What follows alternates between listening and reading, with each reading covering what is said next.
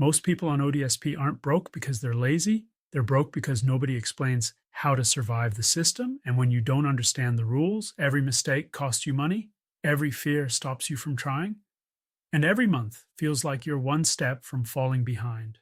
In this video, I'm breaking down real survival strategies that people actually use. Not rumors, not myths, not government talk. Real tactics that help you stay stable, protect your benefits, and build breathing room in a system that was never designed to be easy. If you're on ODSP, thinking about ODSP, or trying to survive it without losing your mind, this is information you should have been given on day one. Like and subscribe, call to action. If this helps you even a little, hit like so more people on ODSP can find this. Subscribe if you want real strategies, real talk, and no sugarcoating about how to survive and build a life inside the system. And ring the bell, because the next videos go even deeper. You are not stuck, you are not alone, and you are not powerless. 1. Understanding the system so it stops controlling you. The first survival strategy on ODSP is understanding that the system rewards knowledge.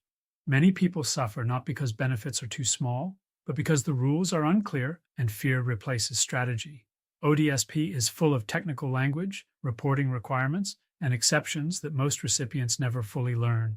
That lack of clarity creates anxiety and costly mistakes. Survival starts with education. Read your letters. Keep copies of everything. Ask for explanations in writing. Learn the income rules, asset limits, and benefit categories. The system is bureaucratic, but it is also predictable once you understand its patterns. Caseworkers change, policies shift, but written rules remain your anchor. The more informed you are, the less emotional ODSP becomes. It turns from a threat into a structure you can navigate.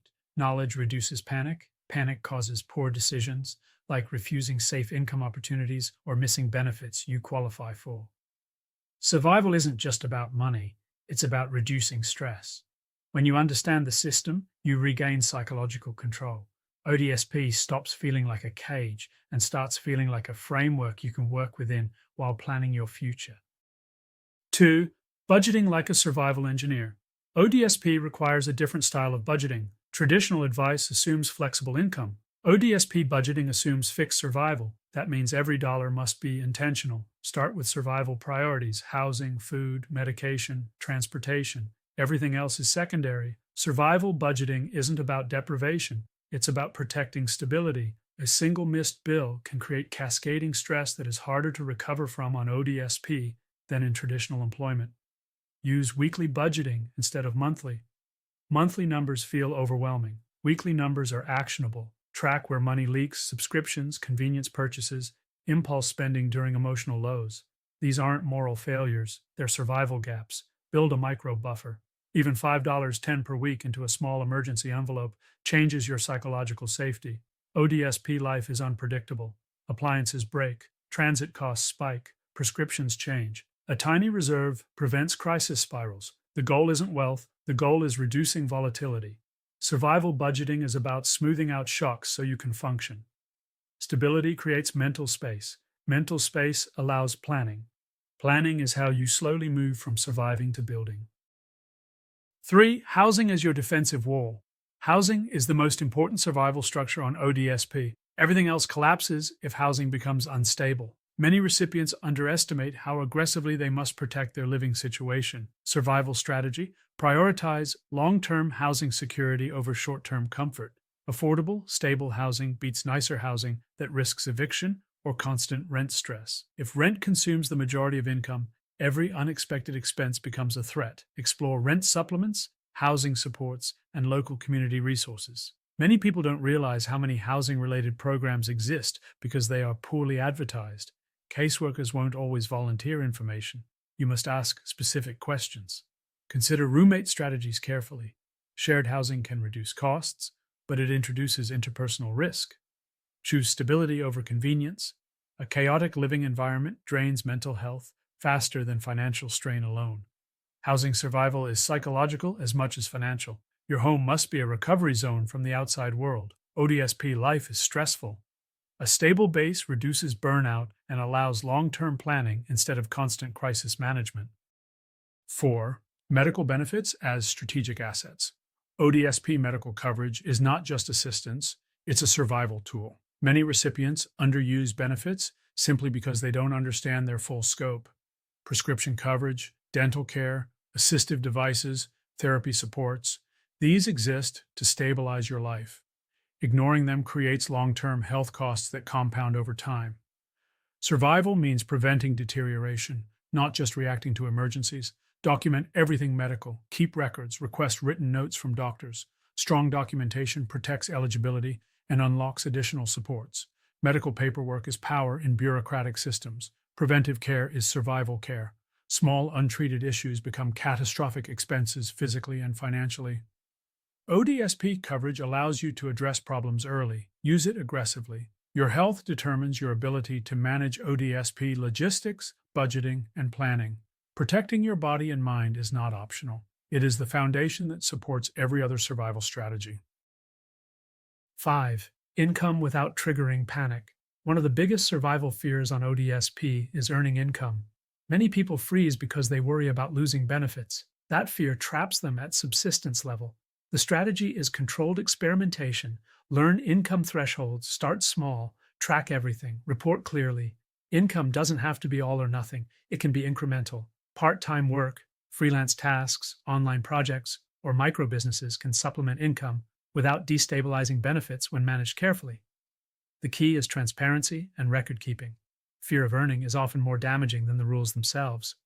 ODSP allows some earning flexibility, but misunderstanding creates paralysis. Survival means testing boundaries intelligently, not avoiding them entirely. Income experimentation builds confidence and skill without immediately threatening stability. It transforms ODSP from a permanent identity into a platform you can build from. 6. Building a crisis buffer network. Survival on ODSP is not a solo project. Isolation increases vulnerability. A crisis buffer network, friends, family, community groups, support services, acts as emotional and logistical backup. You don't need large networks. You need reliable ones. One trusted person can prevent total collapse during emergencies. Community resources like food banks, mutual aid groups, and disability organizations are survival infrastructure, not charity. Accepting help is not weakness. ODSP life involves structural limits. Strategic support extends resilience. Pride without support leads to burnout. Social survival is just as important as financial survival. Humans regulate stress through connection. Without it, problems feel unsolvable, even when solutions exist. A network doesn't eliminate hardship, it distributes the weight. That distribution is often the difference between recovery and breakdown. 7. Mental health is survival discipline, ODSP. Survival is psychological warfare. Constant financial pressure, stigma, and uncertainty erode motivation. Mental survival requires deliberate habits. Routine is armor. Wake times, meal times, movement, hygiene. Structure prevents emotional collapse. Chaos breeds depression. Predictability builds stability. Limit doom consumption. Endless negative news or social comparison amplifies hopelessness. Survival requires protecting attention. Therapy, peer groups, or journaling are not luxuries. They are maintenance systems. Emotional overload impairs decision-making. Good decisions require mental clarity. Treat mental care like medication. Consistent, intentional, non-negotiable. You are managing a high-stress environment. Discipline protects your mind from that environment. 8. Bureaucracy as a game you can learn. ODSP paperwork feels hostile, but it is rule-based. Rule-based systems can be learned. Survival strategy. Treat bureaucracy like a game with mechanics. Keep organized folders. Record phone calls. Write dates. Ask for confirmation numbers. Paper trails protect you. Never assume verbal promises are permanent. Written documentation is your shield. Calm persistence beats emotional confrontation. Most ODSP conflicts are not personal. They are administrative. When you approach the system strategically instead of emotionally, outcomes improve. Mastering bureaucracy reduces fear. Reduced fear increases confidence. Confidence allows you to navigate the system instead of feeling crushed by it. 9. Identity beyond ODSP. Survival requires protecting your identity from shrinking to a person on ODSP. Benefits describe your financial situation, not your worth. Develop skills, hobbies, learning projects, or creative outlets. These build identity layers beyond survival status. A multi-dimensional identity is psychologically protective. Purpose stabilizes people under pressure. Without purpose, survival feels endless. With purpose, survival becomes temporary terrain. ODSP is a circumstance, not a destiny. Holding that distinction protects dignity. Dignity fuels resilience. 10. using ODSP as a platform, not a prison. The final survival strategy is reframing. ODSP is not the end of your story. It is a structural support during a difficult chapter. Some people remain on ODSP long term, others transition off. Both paths require strategy, not shame. Survival improves when you view benefits as stabilization infrastructure. You are allowed to build while supported. Education, side projects, skill development. These are not betrayals of the system, they are signs of adaptation. The strongest survival mindset is this: ODSP is something you use. It is not something that defines you. That mindset turns fear into planning. Planning turns survival into gradual progress.